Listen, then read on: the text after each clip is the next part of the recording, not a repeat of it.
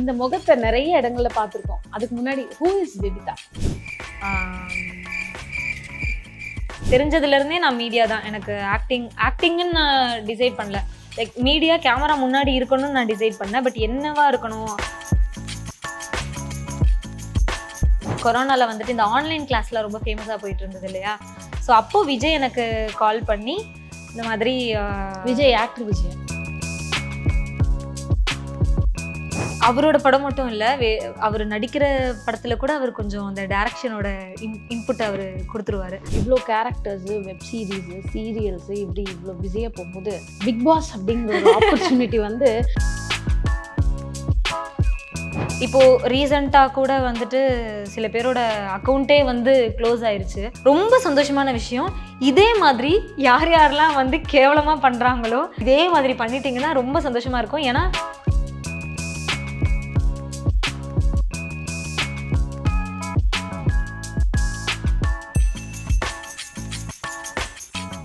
IBN Tamil நேயர்களுக்கு வணக்கம். இன்னைக்கு இந்த ஷோவை இன்னும் ஸ்பெஷலாக மாற்றுறதுக்காக நம்ம கூட ஜாயின் பண்ணியிருக்கிற special guest actress Vibitha ma'am. Welcome to the show. வணக்கம். வணக்கம். இந்த முகத்தை நிறைய இடங்கள்ல பார்த்துருக்கோம். அதுக்கு முன்னாடி ஹூ இஸ் விபிதா? நார்மலாக சென்னையில் படித்து வளர்ந்த ஒரு பொண்ணு. சின்ன வயசுலேருந்தே சினிமாவில் இன்ட்ரெஸ்ட் இருக்கிற ஒரு பொண்ணு. அவ்வளோதான். பெருசாக சொல்லிக்கிற மாதிரி நான் இன்னும் எதுவும் பண்ணல. அவ்வளோதான். ஸோ உங்கள் நேட்டிவ் தமிழ்நாடுவா? இல்லை, கேரளா. ஸோ எப்படி கேரளால பிறந்து? இல்லை, அதான் இல்லை. நான் கேரளாவில் பிறந்து வளரல. நான் சென்னை தான், நார்த் மெட்ராஸில் தான் நான் பிறந்து வளர்ந்தது எல்லாமே. அப்பா கல்யாணம் ஆனதுக்கு அப்புறமா இங்கே அம்மா கூட வந்தாங்க. ஸோ அதுக்கப்புறம் இங்கேயே செட்டில் ஆகிட்டோம். ஸ்கூலிங்லேருந்து எல்லாமே நான் சென்னையில் தான் பண்ணேன். காலேஜ் எல்லாமே நான் சென்னையில் தான் பண்ணேன். காலேஜ் அப்படிங்கும்போது விபிதாவோட குவாலிஃபிகேஷன் என்ன பிஃபோர் ஆக்டிங்? அந்த ஃபஸ்ட்டு டிகிரி வந்து எங்கள் அம்மா சொல்லி எடுத்தேன். BSc physics with computer application. Physics சுத்தமாக பிடிக்காது. பட் சம் சிச்சுவேஷன் அதை எடுக்க வேண்டியதாக போயிடுச்சு. அண்ட் செகண்ட் வந்துட்டு மாஸ்டர் ஆஃப் சோஷியல் ஒர்க் பண்ணேன். மெடிக்கல் அண்ட் சைக்காட்ரிக் ஃபீல்டில் பண்ணேன். ஓகே. ஸோ அதை முடிச்சிங்க. Entirely different field. எப்படி ஆக்டிங்? எனக்கு அதான், எனக்கு தெரிஞ்சதுலேருந்தே நான் மீடியா தான். எனக்கு ஆக்டிங்னு நான் டிசைட் பண்ணல. லைக் மீடியா கேமரா முன்னாடி இருக்கணும்னு நான் டிசைட் பண்ணேன். பட் என்னவா இருக்கணும்?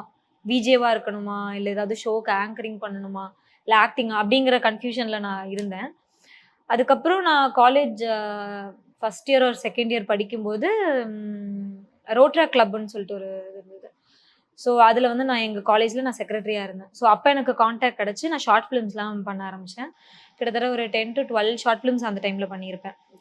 காலேஜ் 2 years அண்ட் மாஸ்டர்ஸில் 2 years மொத்தமாகவே சேர்த்து இந்த 4 வருஷத்தில் ஒரு 11+ ஷார்ட் ஃபிலிம்ஸ் கிட்ட பண்ணியிருப்பேன். அண்ட் 1 ஆல்பம் சாங் பண்ணேன். அந்த டைமில் எனக்கு நிறைய கான்டாக்ட்ஸ் கிடச்சிது. பட் 11 ஷார்ட் ஃபிலிம்ஸில் எனக்கு 2 or 3 தான் ரிலீஸே ஆகிருக்கும். மற்ற எதுவுமே ரிலீஸ் ஆகலை. எல்லாமே அப்படியே ட்ராப் ஆகிடுச்சு. அண்ட் ஆல்பம் சாங் ரிலீஸ் ஆச்சு, நல்ல ஹிட்டும் ஆச்சு. கடைசியில் ஏதோ ப்ராப்ளம் போல், அதனால் அந்த சேனலில் இருந்து அதை ரிமூவ் பண்ணி வேற ஒரு சேனலில் போட்டோம்னா அது அப்படியே தெரியாமலே போயிடுச்சு நிறைய பேருக்கு. ஸோ அப்படிதான் நான் சினிமாக்குள்ளே என்ட்ரு ஆனது. ஓகே. இப்போ ஷார்ட் ஃபிலிம் அப்படின்னு சொன்னீங்க. இந்த ஆப்பர்ச்சுனிட்டி அப்படிங்கிறது எப்படி கிடைச்சு? நான் அதான் ரோட்ராக்ல இருக்கும்போது என்னோட ஃப்ரெண்ட்ஸ் ஆஃப் ஃப்ரெண்ட்ஸ்லாம் பார்த்து கேமரா ஃபேஸாக இருக்குது, ஃபோட்டோஜெனிக்காக இருக்குது அப்படின்னு சொல்லி கூப்பிட்டாங்க. அதுக்கு முன்னாடியே நானும் எந்த ஆப்பர்ச்சுனிட்டியும் அப்போ தேடி போனதில்லை. ஏன்னா நம்மளுக்கு தெரியாதுல்ல, எப்படி யார் அப்ரோச் பண்ணணும், எப்படி பேசணுன்றது நம்மளுக்கு தெரியாது. ஸோ அவங்களா கூப்பிட்டாங்க. ஸோ அப்படி தான் ஷார்ட் ஃபிலிம்ஸ் பண்ண ஆரம்பித்தேன். கொஞ்சம் கொஞ்சமாக அப்படியே ஷார்ட் ஃபிலிம்ஸ் பண்ணேன். அதுக்கப்புறமா மாஸ்டர் டிகிரி பண்ணும்போது என்னோட ப்ரொஃபஸர் மேம் ஒருத்தவங்க, அவங்களோட கிளாஸ்மேட், அவங்க டைரக்டராக இருந்தாங்க. ஸோ அவங்கக்கிட்ட நான் வந்து அசோசியேட்டாக ஒர்க் பண்ணேன், அசிஸ்டண்ட்டாக ஒர்க் பண்ணேன். ஒரு 2 மூவிஸ்க்கு அசிஸ்டண்ட் ப்ளஸ் வந்து கேரக்டரும் அந்த அவங்க பண்ணுற மூவியில் பண்ணேன். ஸோ அந்த மாதிரி தான். ஸோ நீங்கள் வந்து கேமரா ஃப்ரண்ட்லேயும் ஒர்க் பண்ணியிருக்கீங்க, கேமரா பேக்லேயும் இருந்திருக்கீங்க. ஆமாம். ஸோ ஏடி எக்ஸ்பீரியன்ஸ்லேயும் ஸ்டார்ட் பண்ணிக்கலாம். எவ்வளோ மூவிக்கு ஏடியாக ஒர்க் பண்ணியிருக்கீங்க? இல்லை, அது கம்மியாக தான் பண்ணேன். 2 மூவிஸ் தான் நான் ஏடியாக ஒர்க் பண்ணேன். எனக்கு பிடிக்கும் ஆக்சுவலாக ஏடியா ஒர்க் பண்ணணும். நிறைய டேரக்டர்ஸ் கிட்ட எனக்கு ஏடியா ஒர்க் பண்ணணும்னு ஆசை இருக்குது. பட் என்ன பிரச்சனை அப்படின்னா, நம்ம ஏடியா போயிட்டோம்னா ஆக்டிங் கொஞ்சம் கேப் ஆகிற மாதிரி இருக்கும். ஸோ அதனால் யோசித்தேன், in case if I get opportunity to ஏன்னா ஏடியா ஏதாவது பெரிய டேரக்டர் கிட்ட ஆப்பர்ச்சுனிட்டி கிடச்சிச்சு அப்படின்னா மேபி ஐ ட்ரை அப்படின்னு சொல்லுவேன். ஓகே. ஏடி அப்படிங்கும்போது பொறுப்புகள் அதிகம். மார்னிங்லேருந்து நைட் வரைக்கும் ஓடிட்டே இருக்கணும். ஸோ இதுல வந்து பாராட்டுதல் அப்படிங்கிறத விட the other side of the coin தான் அதிகம். அத பத்தி நீங்களே சொல்லணும். உங்களோட எக்ஸ்பீரியன்ஸ். ஆப்வியஸ்லி எல்லா அசிஸ்டன்ட் டைரக்டர்ஸுமே ஃபேஸ் பண்ற ஒரு விஷயம் தான். திட்டு வாங்கல அப்படின்னா டைரக்டருக்கு அது நார்மலா திட்டிட்டு போயிருவாங்க. பட் திட்டு வாங்கல அப்படின்னா நம்மளுக்கே ஐயோ நம்ம கரெக்டா பண்ணிட்டோமா தப்பா பண்ணிட்டோமா நம்மளுக்கே ஒரு டவுட் வந்துடும். அதனால திட்டு வாங்கினாதான் ஓகே ஓகே நம்ம இனிமேல் கரெக்டா பண்ண போறோன்ற ஒரு அந்த ஒரு இது இருக்கும். ஸோ நிறைய வாங்கியிருக்கேன். ஆர்டிஸ்ட் முன்னாடியே திட்டுவாங்க. But it's okay. அப்போதைக்கு நான் எப்போ 2017-18 டைம்ல கொரோனாக்கு முன்னாடி நான் ஏடியா ஒர்க் பண்ணேன். அப்பெல்லாம் நம்மளுக்கு ஒண்ணுமே விவரம் தெரியாது. யாராவது திட்டினாங்கன்னா உடனே அழுதுருவேன். அப்பெல்லாம் டைரக்டர் திட்டினாங்க அப்படின்னா டக்குன்னு அழுதுருவேன். அழுதுட்டு அதுக்கப்புறம் மறுபடியும் வேலை பார்க்க போயிருவேன். ஏன்னா நம்மளுக்கு அந்த வேலை முக்கியம். ஸோ அதனால வேலை பார்க்க போயிருவேன். வேற எதுவுமே பண்ண முடியாது. அங்கிருந்து நான் வரமாட்டேன் அப்படிலாம் நான் சொல்ல முடியாது.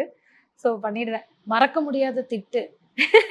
அந்த ரொம்ப வார்த்தை இது இங்க வந்து சொல்லணுமா? அதாவது இல்லை மறக்க முடியாத திட்டு. இது வந்து எனக்கு ஒரு பெரிய ஒரு மோட்டிவேஷனாவும் இருந்தது. அடுத்து இந்த தப்பு செய்யக்கூடாது அப்படின்னு. அப்படி இல்ல. ஏன்னா அவருக்கு அந்த டைரக்டர் நான் ஒரு டைரக்டர் கிட்ட தான் ஏடியா ஒர்க் பண்ணேன். அவருக்கு என்ன திட்டலன்னா தூக்கம் வராது. அப்படி. ஆமா. ஸோ வேற யாராவது தப்பு பண்ணாலும் என்ன திட்டுவாங்க. ஏன் அப்படின்னா அவங்கள திட்ட முடியாதுன்னு என்ன திட்டுவாங்க. ரொம்ப கம்ஃபர்டபுளான ஒரு ஏடி தான் நான் அவங்களுக்கு. ஸோ என்ன திட்டிருவாங்க. அது நான் பெருசா இத நான் மோட்டிவேஷனா எடுத்துக்கணும்லாம் எனக்கு இல்ல. அவரு திட்டுறாரு.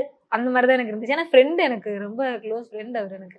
ஸோ அதனால நான் அந்த இதெல்லாம் எடுத்துக்கல. அப்பார்ட் ஃப்ரம் ஏடி அ ஆர்டிஸ்ட்டா வேணும்னா நான் அந்த மாதிரி சிலது ஃபேஸ் பண்ணியிருப்பேன். அதுல அதுல அந்த எக்ஸ்பீரியன்ஸ் ஏதாவது? ஸ்பெசிஃபிக்கா எதுலன்னு நான் சொல்லல. ஒரு சேனல்ல வந்துட்டு என்ன வந்துட்டு எடுக்கல. நெறைய ஆர்டிஸ்ட் அதுல பண்ணாங்க. என்ன எடுக்கல. என்னோட ஃப்ரெண்ட்ஸ் அதுல வந்து என்ன புஷ் பண்றதுக்கு ட்ரை பண்ணாங்க. எதுவுமே அவங்களுக்கு ஒர்க் அவுட் ஆகல. அதுக்கப்புறமா ஏதோ ஒரு சூழ்நிலையில நான் அந்த சேனல்ல ஒர்க் பண்ணிட்டேன். ஏதோ ஒரு இதுல. பட் அவங்களுக்கு இன்ட்ரெஸ்ட் இல்லாம நான் அந்த சேனல்ல ஒர்க் பண்ணிட்டு இருக்கேன்னு வச்சுக்கோங்களேன். பட் அதே சேனல்ல என்னோட ஆக்டிங் பிடிச்சிருக்குன்னு சொல்லி எனக்கு 2வது ஒரு இது குடுத்தாங்க. ஆப்பர்ச்சுனிட்டி. எஸ். அது வந்துட்டு எனக்கு அது என்ன சேனல்னு சொல்லல. அது எனக்கு மட்டும் தெரிஞ்ச ஒரு விஷயம் தான். அதுலருந்து கூப்பிட்டு இந்த மாதிரி பண்ணணும்னு சொல்லி எனக்கு ஒரு தனி ஒரு இது குடுத்தாங்க. ஓகே. ஸோ கேமராக்கு பின்னாடி பார்த்துட்டோம். ஸோ கேமரா ஃப்ரண்ட்ல பார்க்கும்போது ஆஸ் ஆக்ட்ரஸ் விபிதா உங்க டிராவல் எவ்வளோ வருஷம் முன்னாடி ஆரம்பிச்சது? எங்கிருந்து ஆரம்பிச்சது? நான் சொன்னேன்னா 2013-14ல ஆரம்பிச்சது. கிட்டத்தட்ட 11 இயர்ஸ் ஆயிடுச்சு. அப்போ நான் ஷார்ட் ஃபிலிம்ஸ் நிறைய பண்ணியிருந்தேன். ஆல்பம் சாங் பண்ணியிருந்தேன். During corona I think. ஆமா, கொரோனால வந்துட்டு இந்த ஆன்லைன் கிளாஸ்லாம் ரொம்ப ஃபேமஸா போயிட்டு இருந்தது இல்லையா? ஸோ அப்போ விஜய் எனக்கு கால் பண்ணி இந்த மாதிரி Vijay actor Vijay? No, funny ஃபேக்டரியில என்னோட பேரா இப்ப பண்ணிட்டு இருக்கிற விஜய். ஓகே. ஸோ அவங்க வந்துட்டு எனக்கு அவங்கள முன்னாடியே தெரியும். நான் அந்த ரோட் ட்ராக்ல இருந்தப்போ எனக்கு அவங்க ஃப்ரெண்ட் ஆக்சுவலா. ஸோ நான் ஆக்டிங்ல இருக்கேன் அப்படின்னு அவங்களுக்கு தெரிஞ்சதும் அவங்க எனக்கு கால் பண்ணி இந்த மாதிரி ஒரு ஆன்லைன் கிளாஸ் வீடியோ மாதிரி ஒன்று இருக்கு, உன் வீட்லயே வச்சு நீ ஷூட் பண்ணணும் அப்படின்னு சொல்லி சொன்னாங்க. ஓகேன்னு சொல்லி நான் ஷூட் பண்ணி கொடுத்தேன். அந்த டைம்ல கொரோனான்றனால யாருமே ஒர்க் பிளேஸ் போய் பண்ணல இல்லையா? ஸோ அது முடிஞ்சு கொரோனால இருந்து லாக்டவுன் எல்லாமே இது பண்ணதுக்கு அப்புறமா என்னை கூப்பிட்டு ஃபன்னி ஃபேக்டரியிலேயே மிசாருன்னு சொல்லிட்டு ஒரு வெப் சீரிஸ் ஷார்ட் சீரிஸ் மாதிரி ஒன்று பண்ணாங்க 4 எபிசோடுக்கு. அது இப்போ ப்ரைவேட்ல போட்டுட்டாங்க. பட் இருந்தாலுமே அந்த ஒரு வெப் சீரிஸ் ஒன்று பண்ணாங்க. அதுக்கப்புறமா தான் கேர்லி பண்ணேன். அதுக்கப்புறமா தான் மறுபடியும் ஃபன்னி ஃபேக்டரிக்கே வந்தேன். ஸோ அப்படியே என்னோட ஜேர்னி ஸ்டார்ட் ஆச்சு. ஸோ யூடியூப் அப்படிங்கிறது உங்களுக்கு ஒரு பெரிய அங்கீகாரம் கொடுத்தது அப்படின்னு நீங்க ஃபீல் பண்றீங்களா? Yes, of course. ஏன்னா அதுக்கு முன்னாடி வரைக்கும் நான் அந்த ஆல்பம் சாங் பண்ணப்போ என்னோட சர்க்கிளில் மற்ற ஷார்ட் ஃபிலிம்ஸ்ல அவ்வளோ ஹிட் ஆகல. பட் அந்த ஆல்பம் சாங்குக்கு வந்துட்டு நிறைய ரெகக்னிஷன் கிடைச்சிச்சு. அதாவது ஃப்ரெண்ட்ஸோட சரௌண்டிங்ல, ஃபேமிலியோட சரௌண்டிங்ல நிறைய பேருக்கு நான் பண்ணியிருக்கேன்னு தெரிஞ்சது. அதுக்கப்புறம் எனக்கு ரெகக்னிஷன் கொடுத்தது வந்து யூடியூப் தான். ஏன்னா அதுல நான் கேர்லில பண்ணும்போது ஃபுல்லா கேர்ள்ஸ் ஓரியன்டாவே இருக்கும். எல்லாமே வந்துட்டு கேர்ள்ஸ் பாக்குற மாதிரி இருக்கும். ஏன்னா அந்த டைம்ல கேர்ள்ஸுக்குன்னு தனியா ஒரு சேனல் எல்லாருமே கம்பலா பண்ணுவாங்க. லவ்வர்ஸ், ஹஸ்பண்ட் அண்ட் ஒய்ஃப் இல்லைனா ஃப்ரெண்ட்ஸா பண்ணுவாங்க. பட் கேர்ள்ஸுக்குன்னு ஒரு தனி சேனல் இருந்ததுல அப்பதான் ஃபர்ஸ்ட் டைம் ஃபைனல் டீம்ல இருந்து ஆரம்பிச்சாங்க. ஸோ அப்ப பண்ணும்போது நிறைய குழந்தைங்க, இந்த ஸ்கூல் போற குழந்தைங்க எல்லாருமே வந்துட்டு அக்கா நீங்க இதுல பண்ணிருக்கீங்க. அப்பதான் எனக்கு ஃபர்ஸ்ட் டைம் புரிஞ்சுது யூடியூப் என்ன இவ்வளோ இதுவா இருக்கு அப்படின்னு. ஏன்னா அதுக்கு முன்னாடி வரைக்கும் நம்மளுக்கு தெரியாது யூடியூப்ல இவ்வளோ பேர் பார்ப்பாங்க அப்படின்னு. அந்த கொரோனாக்கு அப்புறம் தானே யூடியூப் ரொம்ப ட்ரெண்ட் ஆக ஆரம்பிச்சு நிறைய பேர் பார்க்க ஆரம்பிச்சாங்க. ஸோ அது பண்ணும்போது தான் நிறைய பேர் கேட்டாங்க. அப்பதான் எனக்கு ரொம்ப ஹாப்பியா இருந்தது. அதுக்கப்புறம் தான் கண்டினியூவா யூடியூப்ல பண்ண ஆரம்பிச்சேன். அப்புறம் எப்படி ரெகக்னைஸ் பண்றாங்க இப்போ விபிதாவை வெளியில போனா? கேர்லியில பொறுத்த வரைக்கும் இல்ல கேர்லி அப்படிங்கிறது ஒரு பக்கம் இருந்தா, பொதுவா இப்போ as ஆக்ட்ரஸ் விபிதாவை ரெகக்னைஸ் நிறைய பேருக்கு பொண்ணுண்டா தான் தெரியும். ஏன்னா ஹஸ்பண்ட் அண்ட் ஒய்ஃபா பண்ணும்போது அது ஒரு தனி ஒரு கேட்டகரி. அவங்களுக்கு ரொம்ப பிடிக்கும் ஹஸ்பண்ட் அண்ட் ஒய்ஃபா பண்ண. ஸோ எல்லாருக்குமே என் நிஜ பேரே வந்து பொன்வண்டு நினைச்சு கேட்குற அளவுக்கு ஆயிடுச்சு. அவங்க நிஜமான பேர் பொன்வண்டா பொன்வண்டு. ஏன்னா எல்லா இதுலயுமே நான் பொன்வண்டுன்னு தான் கூப்பிடுவாங்க. என்னோட பேர் விபிதா என்னோட பேரு. ஸோ அது வந்துட்டு யாருமே ரெகக்னைஸ் பண்ணவே இல்லை. ஸோ அந்த பொன்வண்டுன்ற கேரக்டர் சொன்னனவே எனக்கு ஸ்டார்டிங்ல என்ன பொன்வண்டுன்றாங்க, இதுல என்ன இருக்கு? அதுக்கப்புறம் எனக்கு அதுதான் என்னோட பேருன்ற மாதிரி எனக்கு ஃபீல் ஆயிடுச்சு. டேரக்டர் தான் வச்சாரு, எதுக்கு வச்சாருன்னு எனக்கும் தெரியல. இப்போ வரைக்கும் நான் கேட்டிருப்பேன், எதை பார்த்து நீ எனக்கு பொன்வண்டுன்னு பேரை வச்சேன்னு கேட்டுக்கிட்டே இருப்பேன். பட் அது ஒரு ஹிட் கேரக்டர். எஸ் அது வந்துட்டு அப்ப வந்துட்டு கோவத்துல கேட்டேன் ஏன் வச்ச அப்படின்னு. இப்போ வந்து எதை பார்த்து வச்ச அப்படின்னு ஆசையா கேட்கிறேன். ஆமா. ஓகே. ஸோ இப்போ இந்த பொன்வண்டுன்ற கேரக்டர் எப்படின்னா, you are not married. No. கரெக்டா? மேரிடா? No no no no no. ப்ரப்போசல்ல? இல்ல எதுவுமே. How many proposals? எப்பையில இருந்து கேக்குறீங்க? கரியர் ஆரம்பிச்சதுல இருந்து வச்சுக்கலாம், காலேஜ் படிச்சதுல இருந்து வச்சுக்கலாம். அது கொஞ்சம் வந்திருக்கும், பட் நான் எதுவும் அக்செப்ட் பண்ணல. Not yet accepted. இப்போ பைப்லைன்ல ஏதாவது? நோ, பைப்பையே வெட்டிட்டு. இல்ல இப்போ குழந்தைக்கு அம்மா நடிக்கிறது ஓகே. இந்த வைஃபா நடிக்கும்போது குறிப்பிட்ட இந்த சண்டை சீன் ஒரு பக்கம் இருக்கும், ரொமான்டிக் சீன்றது ஒரு பக்கம் இருக்கும். இந்த எக்ஸ்பீரியன்ஸ்? சண்டை கொஞ்சம் ஈஸி, ரொமான்ஸ் கொஞ்சம் கஷ்டம். அதுவும் காமெடியா கொஞ்சம் ரொமான்ஸ் பண்ணணும்னா கொஞ்சம் கஷ்டம். ஏன்னா நம்ம வந்துட்டு இப்போ அப்பெல்லாம் இந்த கோவை சரளா வடிவேல் அவங்க 2 பேரோட பேர்ல பாத்தீங்கன்னா அவங்க ரொமான்ஸே வந்து கொஞ்சம் டிஃப்ரென்ஸா இருக்கும். நம்ம நார்மலா ஹீரோ ஹீரோயின் பண்ற மாதிரி இருக்காது. ஓவர் டிராமாட்டிக்கா ஒரு இதுவான விஷயமா இருக்கும். அது பண்ணும்போது நம்மளுக்கே ஆஃப் ஸ்கிரீன் நம்ம பண்ணிட்டு இருக்கும் போதே நம்மளுக்கு சிரிப்பு வரும். இல்ல நம்ம பாக்குறோம் அப்படின்னா நம்மளுக்கே கொஞ்சம் வந்துட்டு என்ன இப்படி பண்ணியிருக்கோம் அப்படின்ற மாதிரி ஒரு சின்ன ஒரு இது இருக்கும். நல்லா இருக்கும். அது ஒரு தனி ஒரு ஃபீல். அது காமெடியில ரொமான்ஸ் பண்றதுன்றது கொஞ்சம் ஒரு தனியான ஒரு ஃபீல். சரி, இப்போ யூடியூப் அப்படிங்கறத தாண்டி நெக்ஸ்ட் லெவல் இப்போ அடுத்து என்னன்னா, எல்லாரும் சீரியல்ஸ், சினிமாஸ் இந்த மாதிரி உங்களோட பயணம்? அப்படி பார்த்தீங்கன்னா நான் வந்துட்டு யூடியூப்க்கு அடுத்து எனக்கு கிடைச்சது வந்துட்டு ஆதித்யா சேனல்ல கேங்கா சேர்ந்து ஒரு கிட்டத்தட்ட ஒரு 100 எபிசோட்ஸ் நாங்கள் ஒன்றா பண்ணியிருக்கோம். அதுக்கப்புறம் அதில் எனக்கு வந்துட்டு தனியாக ஒரு ஷோ கொடுத்தாங்க. இந்த ஃபில்லர்ஸ் மாதிரி சொல்லுவாங்க. லைக் ஒரு காமெடி ஷோ போகுது அப்படின்னா ஒரு 1 மினிட் 2 மினிட்டுக்கு ஒரு ஃபில்லர்ஸ் மாதிரி ஒரு சின்ன கேப். பயங்கர ரெகக்னிஷன். ஏன்னா யூடியூப் பொறுத்த வரைக்கும் மொபைல் இருக்கிறவங்க பார்ப்பாங்க. பட் வீட்டில் இருக்கிறவங்க, இந்த தாத்தா பாட்டிஸ், வீட்டில் இருக்கிற ஹவுஸ் ஒய்ஃப் அவங்கெல்லாம் பார்க்குறாங்க அப்படின்னா அது ஆதித்யா சேனல் தான்ன்றது எனக்கு அப்போ தான் தெரிஞ்சுது. அது பயங்கரமாக பார்க்க ஆரம்பித்தாங்க. நிறைய பேர் நான் கிராமத்துலலாம் போகும்போது நிறைய பேர் வந்துட்டு நீங்கள் ஆதித்யாவில் வரீங்க தான். ஆதித்யா வர்றது எனக்கு பார்க்குறது அப்போ எனக்கு ரொம்ப ஆச்சரியமாக இருந்துச்சு. ஏன்னா அந்த டைமில் எங்கள் ஷோ வந்து நல்ல பீக்கில் போயிட்டு இருந்த ஒரு ஷோ. ஸோ அது பார்க்கும்போது ஓகே ஆதித்யா நிறைய பேர் பார்க்குறாங்க அப்படின்னு சொல்லிட்டு அதில் நிறைய அப்படியே கண்டினியூ பண்ணி நிறைய ஷோஸ் அதில் பண்ணேன். ஸோ சேட்டலைட்குள்ளே போயிட்டீங்க. எஸ். அதுக்கப்புறமா கிடைச்சிருக்கு. அதுக்கப்புறமா ஒரு சீரியல் பண்ணேன். பட் அது 2 எபிசோடு தான் பண்ணேன். நம்ம எதிர்நீச்சலில் பண்ணியிருந்தேன். என்ன சேனல் பண்ணி? சன் டிவியில் பண்ணியிருந்தேன் எதிர்நீச்சலில். அங்கே வந்து ஆடிஷன் கூப்பிட்டுருந்தாங்க. போய் அட்டன் பண்ணி அவங்களுக்கு ரொம்ப பிடிச்சிருந்தது. நானும் என் தம்பி தேவான்னு சொல்லிட்டு ஒரு பையன் இருக்கான். ஃபனி ஃபேக்ட்ரியில் எனக்கு தம்பியாக பண்ணுற பையன். ஸோ நாங்கள் 2 பேரும் சேர்ந்து அதில் பண்ணோம். அது முடிச்சதுக்கு அப்புறமா சீரியல் எனக்கு அவ்வளவா இன்ட்ரெஸ்ட் இல்லை பண்ணுறதுக்கு. பட் அம்மா வந்து ரொம்ப எதிர்நீச்சல் ஃபேன். அம்மா மட்டும் இல்லை, அந்த சீரியல் 2 எபிசோட் தான் பண்ணேன். முடிச்சுட்டு வந்து இன்ஸ்டாகிராமில் பார்க்குற பசங்கள்லேருந்து நிறைய பேர் எதிர்நீச்சல் பண்ணியிருக்கீங்களான்னு கேட்குறாங்க. ஏன்னா அவ்வளோ பேர் அதில் க்ரேஸாக இருந்திருக்காங்க அந்த எதிர்நீச்சலுக்கு. ஸோ அப்போ தான் எனக்கு அது வந்து ஓகே அப்படின்னு. மற்றபடி அதுக்கப்புறம் நான் எதுவும் சீரியல்ஸ் பண்ணல, அப்படியே மூவிக்கு போயிட்டேன். ஸோ இங்கே ட்ரான்ஸ்ஃபர்மேஷன் டு மூவிஸ். ஆமாம், மூவி வந்துட்டு அமேசான் பிரைமில் டொபமைன்னு சொல்லிட்டு ஒரு மூவி பண்ணியிருக்கோம். நானும் சேம் விஜயும் பேரா பண்ணியிருக்கோம். அதில் அது ஒரு த்ரில்லர் ப்ளஸ் எங்களோட சீக்வன்ஸ் எல்லாமே காமெடியில் வரும். ஸோ அது நாங்கள் பண்ணியிருக்கோம். அதுக்கப்புறமா ஒரு 4 to 5 மூவிஸ் வந்து வெயிட்டிங்கில் இருக்குது. எட் டு பி ரிலீஸ்ட். அது ஆகணும். ஸோ ஆக்டிங்லாம் முடிஞ்சிருச்சு, ரிலீஸ் ஆகிறதுக்கு வெயிட் பண்ணேன். ஆமாம். யார் கூடலாம் ட்ராவல் பண்ணியிருக்கேன்? இப்போதைக்கு ஒருத்தவங்களை மட்டும் சொல்கிறேன். ஏன்னா அது மேபி கூடிய சீக்கிரம் ரிலீஸ் ஆகும். சசிகுமார் சார் கூட எவிடன்ஸ்ன்னு சொல்லிட்டு ஒரு படம் பண்ணியிருக்கேன். அந்த படம் மேபி இன்னும் 2 monthsல ரிலீஸ் ஆகிறதுக்கு வாய்ப்பு இருக்குன்னு நினைக்கிறேன். எவிடன்ஸோட experience with Sasikumar sir and team?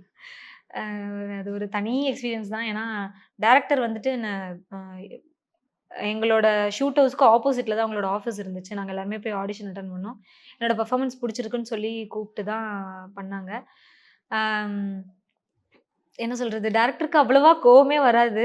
எல்லா சீனுமே பொறுமையா இருந்து சொல்லிக் குடுத்து தான் பண்ணுவாங்க.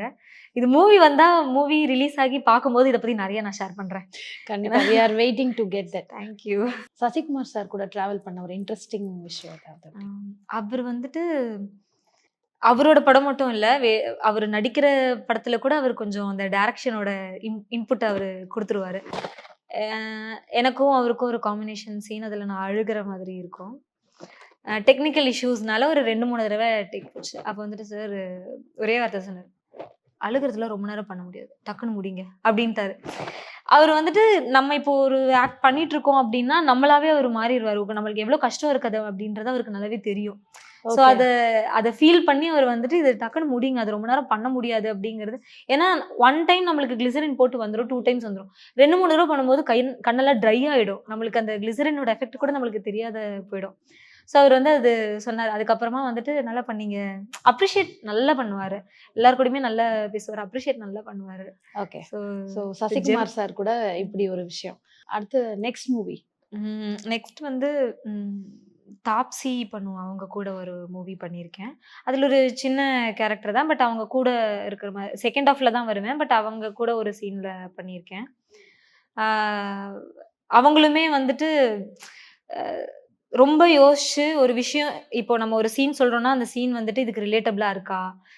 இதுக்கு இது தேவையா? அப்படின்றதெல்லாம் அந்த ஸ்பாட்ல கரெக்ட்டா யோசிச்சு அதுக்கப்புறமா தான் ஆக்ட் பண்ணுவாங்க. அண்ட் நம்ம அவங்க கூட ஒரு காம்பினேஷன் பண்றோம் அப்படின்னா, "நீ இந்த மாதிரி பண்ணு, நான் அதுக்கு இது பண்றேன்." அப்படின்னு ஒரு ஒரு டாக் இருக்கும் இல்லையா? ஒரு ஒரு கெமிஸ்ட்ரி ஒர்க் அவுட் ஆமா. மாதிரி. ஒரு அண்டர்ஸ்டாண்டிங் இருக்கும் இல்லையா? "நீ இந்த மாரி பண்ணு, நான் அதுக்கு வொர்க் அவுட் பண்றேன்." அந்த மாதிரி ஒரு பேசி வச்சுட்டு தான் அங்க ஆக்ட் பண்றது எல்லாமே. அதெல்லாம் அவங்க கரெக்ட்டா நோட் பண்ணி பண்ணுவாங்க. ஓகே. அது ஸோ யோசிக்க மாட்டேன். இவ்ளோ கேரக்டர்ஸ், வெப் சீரிஸ், சீரியல்ஸ் இப்படி இவ்ளோ பிஸியா போகும்போது பிக் பாஸ் அப்படிங்கிற ஒரு ஆப்பர்ச்சுனிட்டி வந்து ஒரு சின்ன ஒரு விஷயத்துக்கு போனாலே வந்து எல்லாருக்கும் வந்து லைம் லைட்ல இருக்கிற மாதிரி. ஸோ உங்களுக்கு அதுக்கான ஆப்பர்ச்சுனிட்டி ஏதாவது வந்திருக்கா? இல்ல வந்து நீங்க வேணான்னு சொன்ன மாதிரி ஏதாவது இல்ல, இருக்கா? இல்ல, இல்ல. எனக்கு அதுலருந்து எந்த ஒரு கால் எதுவுமே வரல. ஓகே. வந்தா யோசிக்கலாம். வந்தா யோசிக்கலாம், தப்பு. ஆமா. Very nice. இப்போ நீங்க யூடியூப்ல ஆக்ட் பண்ணதுக்கும், ஃபீச்சர் ஃபிலிம்ல பண்ணதுக்கும் அந்த ஷெட்டோடைய எக்ஸ்பீரியன்ஸ் எப்படி இருந்தது? ரொம்ப டிஃப்ரெண்ட். ஏன்னா யூடியூப் பொறுத்தவரைக்கும் சின்ன கேமரா தான். பின்னாடி பிஹைண்ட் த கேமரா வந்துட்டு ஒரு 2 பேர் தான் நிப்பாங்க. நம்ம கூட ஒரு 2 பேர் நிப்பாங்க. அவ்வளோதான். ஒரு வீட்டுக்குள்ள அப்படியே முடிஞ்சிரும்.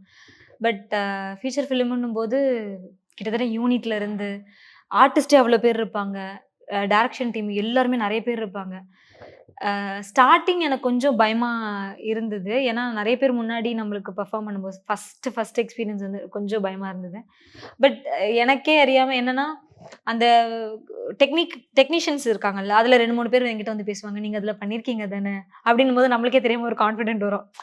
ஸோ அப்போ வந்துட்டு ஆக்சுவலா இது நடந்தது தாப்ஷியோட ஷூட்ல. டைரக்டரும், கேமராமேனும் என்கிட்ட வந்து பேசுனாங்க. "என்ன எல்லாரும் வந்து பேசுறாங்க, என்ன பண்ணிட்டு இருக்க?" அப்படின்னு சொல்லி கேட்டாங்க. அப்ப நான் சொன்னேன், "இந்த மாதிரி யூடியூப் பண்ணிட்டு இருக்கேன்" அப்படின்னு.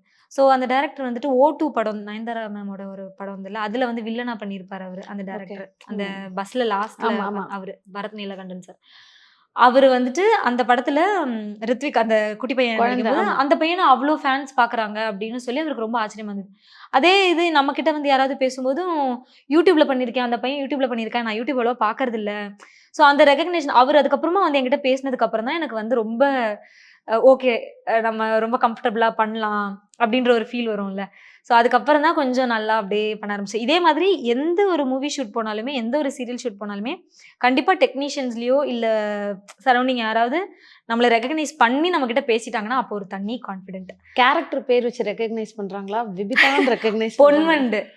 பொன்வண்டுன்ற பேர் வச்சு தான் ரெகக்னைஸ் பண்றாங்க. அது நெறைய பேருக்கு வந்துட்டு, "இவங்க பொன்வண்டு தெரியுமா?" விவிதாலாம் கிடையவே கிடையாதுங்க. பொன்வண்டு மட்டும் தான். சூப்பர். இப்ப நீங்க அடுத்தது வந்து நான் இவங்க கூட ஆக்ட் பண்ணணும்னு நெனைக்கிறேன். இவங்கள ஒரு ரோல் மாடலா நெனைக்கிறேன். ஒரு ம். ஆப்பர்ச்சுனிட்டி அப்படின்னா? அப்டின்னா வந்துட்டு எல்லாருமே சொல்லுவாங்க, விஜய் சார் கூட நடிக்கணும், அஜித் சார் கூட நடிக்கணும். பட் என்னோட இது வந்துட்டு, அவங்க கூட நடிக்கணும் தான், இல்லன்னு இல்ல. எனக்கு எம்.எஸ். பாஸ்கர் சார் ரொம்ப பிடிக்கும். அவங்க கூட ஏதாவது ஒரு நல்ல பெர்ஃபார்மிக்கா ஏதாவது ஒண்ணு பண்ணணும்னு ஆசை. அதுக்கப்புறம் என்னோட இன்ஸ்பிரேஷன் கேட்டீங்கன்னா வந்துட்டு ஊர்வசி மேம். ஐயோ! பெரிய பெரிய பெரிய fan. குணச்சித்திர நடிகை ஆமா, பயங்கரமா எனக்கு all in one. பயங்கரமான ஃபேன். அவங்க ஏதாவது ஒரு படம் பண்ணாங்கன்னா டக்குன்னு போய் பார்த்துருவேன். அது வந்துட்டு ஆக்டிங் அவங்களோட கதை அந்த கதையெல்லாம் நான் பார்க்குறேனோ இல்லையோ, அவங்க எப்படி பெர்ஃபார்ம் பண்றாங்கன்றது எனக்கு பார்த்துட்டேன் அப்படின்னா நிம்மதியாயிருவேன். அந்த மாதிரி எனக்கு ஊர்வசி மேம் அவ்ளோ பிடிக்கும். அதே மாதிரி தான் எம்.எஸ். பாஸ்கர் சாரும். பயங்கரமா பிடிக்கும் எனக்கு. ஸோ இவங்க 2 பேரும் தான் பெரிய இன்ஸ்பிரேஷன். இப்போ விபிதா நடிச்ச கேரக்டர்லயே என் கூட கெமிஸ்ட்ரியில் செம்மையா ஜெல் ஆகுற கேரக்டர். அது நாட் ஓன்லி கெமிஸ்ட்ரிங்கிறது கப்பல்ஸ்க்கு மட்டும் இல்லை, ஒரு பிரதர் கேரக்டர் யாரோ இவங்க கூட தான் வந்து எனக்கு நல்லா ஜெல் ஆகும்னா டாப் 3. டாப் 3யா? நான் நடிச்சதே அவ்வளோதாங்க இருக்கும். ஓகே, ஃபர்ஸ்ட் அதாவது கீழே இருந்து போலாம். 3rd பிளேஸ் யாருக்கு? 3rd பிளேஸ் இல்லை வேற யாராவது இருக்காங்களான்னு நான் யோசிக்கிறேன். நான் ஆக்சுவலாக நான் நிறைய ஆக்ட் பண்ணதே வந்துட்டு பாலா, விஜய், ராஜ் இவங்க 3 பேர் தான் நான் அதிகமாக ஒர்க் பண்ணியிருக்கேன். அப்போ இன்ட்ரெஸ்டிங். அப்போ ஃபர்ஸ்ட் ரேட்டிங் யாருக்கு? கேர்ள்ஸும் இதில் ஆட் பண்ணலாம்ல? தாராளமாக பண்ணலாம். பண்ணலாம்ல? கோர்ஸ். எஸ். அப்படி பார்த்தீங்கன்னா எனக்கு வந்து நல்ல கம்ஃபர்டபுளாக இருந்தது வந்துட்டு அப்போடா கேர்ளியில் பண்ணும்போது ஸ்வாதி, ஷில்பா இவங்க எனக்கு பயங்கர கெமிஸ்ட்ரி. எனக்கு வந்துட்டு எந்த எந்த நோட்டாக இருந்தாலும் அந்த காமெடி ஆகட்டும் இல்லை வந்துட்டு சென்டிமெண்ட் ஆகட்டும் எல்லாமே வந்து இவங்க கூட நல்ல எனக்கு கெமிஸ்ட்ரி ஒர்க் அவுட் ஆயிரும். முக்கியமாக சிப்பி பயங்கரமான கெமிஸ்ட்ரி ஒர்க் அவுட் ஆகும். ஏன்னா நிறைய சண்டை போடுற மாதிரிலாம் சீக்வன்ஸ் இருக்கும், நிஜமாவே சண்டை போட்டுக்குவோம். அந்த மாதிரி ஒரு அண்டர்ஸ்டாண்டிங்கில் நாங்கள் அடிச்சுக்குவோம். ஸோ அவ கூட எனக்கு பயங்கர கெமிஸ்ட்ரி. இது வந்து ஃபீமேல் கெமிஸ்ட்ரி. மேல் கேட்டகரியில் வந்துட்டு ஃபஸ்ட்டு ஹஸ்பண்ட் கூட, அதான் விஜய் வந்துட்டு இப்போ நான் ஹஸ்பண்டாக பண்ணுறேன்னா அது வேறு கேட்டகரி. அவங்க கூட வந்துட்டு எனக்கு அதிகமான சீன்ஸ் இருக்கும். ஈக்குவலான சீன்ஸ் இருந்துச்சு அப்படின்னா நம்ம ஓகே இவங்க கூட நம்மளுக்கு அதிகமாக இருக்குது இவங்க கூட கம்மியாக இருக்குது அப்படின்னு நம்ம சொல்லலாம். எனக்கு அதிகமான சீக்வன்ஸ் அதிகமான ஒரு கெமிஸ்ட்ரி ஒர்க் அவுட் ஆகுறது விஜய் கூட தான் ஆப்வியஸ்லி. ஏன்னா சண்டை, ரொமான்ஸு, காமெடி, டான்ஸு எல்லாமே நான் விஜய் கூட பண்ணியிருக்கேன் அப்படின்னும் போது எனக்கு அங்கே தான் கொஞ்சம் கெமிஸ்ட்ரி அதிகமாக இருக்கும். ஸோ ஃபஸ்ட் கேட்டகரியில் நான் ஆப்வியஸ்லி விஜய் சொல்லுவேன். நீங்கள் விஜய் விஜய் விஜய்ன்னு சொல்லும்போது நம்ம ஆக்டர் விஜய் கண்டிப்பாக இந்த இன்டர்வியூ பார்க்கணும்னு நாங்கள் வந்து கேட்டுக்கோம். பார்த்தா எனக்கும் நல்லது, என் கூட நடித்த விஜய்க்கும் நல்லது.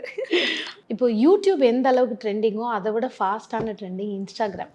ஸோ இன்ஸ்டாகிராமில் ஃபாலோயர்ஸ், அதாவது இப்படி தான் இல்லை, ஃபாலோயர்ஸ் வச்சுட்டு அவங்க போடுற ரீல்ஸை வச்சு இதில் இந்த அக்காஸ் இன்னைக்கு பண்ணுறாங்களே அவங்கள பற்றி கொஞ்சம் சொல்லுங்கள். இல்லை அக்காஸ்ன்னு மட்டும் நான் ஸ்பெசிஃபிக்காக சொல்லலை, நிறைய பேர் இருக்காங்க. இப்போ ரீசெண்டாக நிறைய ஃபைட்லாம் கூட போச்சு ஒரு மெயில் ஒரு இதுக்காக. எனக்கு என்னென்னா அவங்க ஆக்டிங்கில் பண்ணுறாங்க, ஒரு ஆக்டிங்கில் வந்து அவங்க டிஃப்ரென்சியேஷன் காட்டுறாங்க, இல்லை யாரையுமே வந்துட்டு டம்ப் பண்ணாமல் அவங்கள அப்ரிஷியேட் பண்ணி காட்டுறாங்க, இல்லை தன்னைத்தானே வந்துட்டு ரொம்ப நான் இப்படி பண்ணுறேன் அப்படி பண்ணுறேன்னு புகழ்த்தி பேசாமல் யார் பண்ணுறாங்களோ அவங்களுக்குலாம் நிறைய ஆப்பர்ச்சுனிட்டி கொடுக்கலாம். ஸோ நீங்கள் இப்போ சொன்ன அக்காஸ்லாம் வந்து பார்த்தீங்கன்னா அவங்க வந்துட்டு ஒரு அவங்க இப்போ அவங்க பண்ணுறாங்க அப்படின்னா அவங்கள ஒரு படத்துக்கு ஒரு கேரக்டர் கூப்பிட்றாங்க அப்படின்னா நல்ல கேரக்டர் கூப்பிடவே முடியாது. அவங்கள ஒரு நல்ல ஒரு ஆக்டிங் ஸ்கோப் இருக்கிற கேரக்டரோ இல்லை நல்ல ஒரு சப்போர்ட்டிங் கேரக்டரோ அவங்கள கூப்பிட்றதுக்கு வாய்ப்பே இல்லை. அவங்களோட ட்ரெஸ்ஸிங்லேருந்து எல்லாமே பார்த்தீங்கன்னா அந்த மாதிரி இருக்கும்.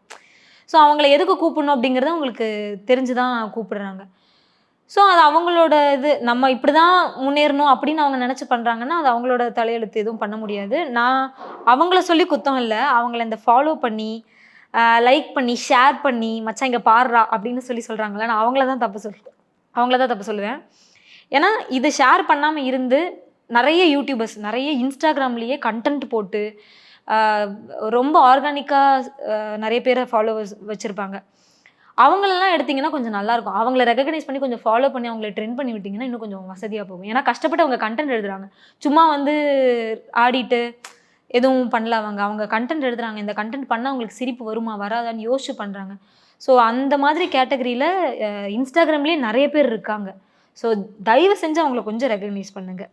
இப்போது ரீசண்டாக கூட வந்துட்டு சில பேரோட அக்கௌண்ட்டே வந்து க்ளோஸ் ஆயிடுச்சு. அது எனக்கு தெரிஞ்சு ரொம்ப ரொம்ப ரொம்ப நல்ல விஷயம். அது மேபி இன்ஸ்டாகிராமில் இருக்கிறவங்களே நம்மளே இல்லை யாராவது கூட அதை பிளாக் பண்ணி ரிப்போர்ட் பண்ணியிருக்கலாம், அதனால் அந்த அக்கௌண்ட்டு போயிருக்கலாம். ரொம்ப சந்தோஷமான விஷயம். இதே மாதிரி யார் யாரெல்லாம் வந்து கேவலமாக பண்ணுறாங்களோ, யூஸ்லெஸ்ஸாக சில பேர் நிறைய பேர் பண்ணிகிட்டு இருக்காங்க. அந்த மாதிரி ஆளுங்களை நீங்கள் வந்துட்டு இதே மாதிரி பண்ணிட்டீங்கன்னா ரொம்ப சந்தோஷமாக இருக்கும். ஏன்னா உண்மையான கிரியேட்டர்ஸ், உண்மையான அந்த கண்டென்ட் ரைட்டர்ஸ்லாம் கொஞ்சம் வளருவாங்க. அவங்களுக்காக இவங்கள கொஞ்சம் தள்ளி விட்டுருங்க. தயவு செஞ்சு அவங்கள ஃபாலோ பண்ணாதீங்க. நான் வந்துட்டு அவங்க கெட்டது பண்ணுறாங்கன்னு சொல்லலை, அவங்கள ஃபாலோ பண்ணி நீங்களே வளர்த்து விடாதீங்கன்னு தான் நான் சொல்கிறேன். ஓகே. ஒரு கண்டென்ட் கிரியேட்டர், ஆக்ட்ரஸ், அப்புறம் ஒரு ஏடி, இந்த மாதிரி பல முகத்தை பார்த்த விபிதாவை தாண்டி வேற எங்கேயோ நாங்கள் விபிதாவை பார்த்த மாதிரியே இருக்கு. Oh my God! இல்லைங்க, அது வந்துட்டு சொல்லணுமா? கண்டிப்பாக சொல்லணும். 2017ல் ஒரு 7 days நடந்த ஜல்லிக்கட்டு ப்ரொட்டஸ்ட்டில் நான் ஒரு 6 days இருந்து கடைசி நாள் போலீஸ்லாம் வந்து துரத்தி விட்டு அது ஒரு பெரிய ஒரு சம்பவம் ஆகிப்போச்சு. ஸோ அந்த இதில் ப்ரொட்டஸ்ட்டில் நான் ஒரு 6 days இருந்தேன். ஓகே. அங்கேயே ட்ராவல் பண்ணிட்டு அப்படியே 6 days இருந்தீங்க. ஸோ ஏன்னா அதில் வந்து ஜூலி அப்படிங்கிற முகம் மக்கள் எல்லாருக்குமே தெரியும். விபிதா எங்கே இருந்தீங்கன்னு தேடுறோம். பட் ஆனால் இந்த முகத்தை பார்த்தோம். இல்லை, நான் வந்துட்டு அப்போது ஒரே ஒரு நியூஸில் மட்டும் கொஞ்சம் இந்த லாஸ்ட் டே அடி வாங்கிட்டு எல்லாருமே போலீஸ்லாம் அடித்து வெளியெல்லாம் இது பண்ணாங்க. ஸோ அதில் ஒரு நியூஸில் மேபி வந்திருக்க வாய்ப்பு இருக்குது. மற்றபடி நான் அந்த அவங்க சைடில் நாங்கள் இல்லை. அது ஒரு தனி ஒரு இடத்துல நடந்துட்டு இருந்தது. அங்கே லைக் ஸ்ட்ரீட் ப்ளே இதெல்லாம் போயிட்டு இருந்தது. நிறைய பேர் ப்ரொட்டஸ்ட் வந்து ரொம்ப சவுண்டாக இது பண்ணிகிட்டு இருந்தாங்க. நாங்கள் ரொம்ப அமைதியாக காமாக உட்காந்து, எங்கள் கூட வந்து ராகவா லாரன்ஸ் மாஸ்டர் இருந்தாங்க, ஆர்ய அர்ஜுனன் சார் வந்திருந்தார். ஸோ இவங்கெல்லாம் வந்து ரொம்ப சைலண்ட்டாக காமாக வந்து பேசிட்டு போகிறது, இவ்வளோதான். ரொம்ப சைலண்ட்டான ஒரு டீம் தான் நாங்கள் இருந்த இடம். ஓகே. ஸோ உங்களோட அந்த 10 years of journey with YouTube, cinema, web series, நீங்கள் எந்த இடத்துல இருக்கீங்கன்னு நினைக்கிறீங்க? நான் நினச்ச இடத்துல இல்லைன்றது மட்டும் எனக்கு தெரியும். நான் ஒரு இடம் ஃபிக்ஸ் பண்ணி வச்சுருக்கேன். ஸோ அதுக்கு கூடிய சீக்கிரம் வந்துடுவேன். அந்த இடத்துக்கு இப்போ இல்லை, பட் ப்ராசஸிங்கில் இருக்கேன். ஸோ இவ்வளோ நேரம் விபிதா எங்களுக்கு உங்களோட எக்ஸ்பீரியன்ஸை ஷேர் பண்ணி, உங்களோட அச்சீவ்மெண்ட்ஸை பற்றி சொல்லி, ஸோ யார் கூட சான்ஸ் அப்படிங்கிற ஒரு டீட்டெயிலிங்காக நம்ம பேசணும். Had a nice time. எங்களோட விஷஸ் சீக்கிரமே வந்து உங்களோட எல்லா கனவுகளும் நிறைவேறணும். Thank you so much. தேங்க்யூ.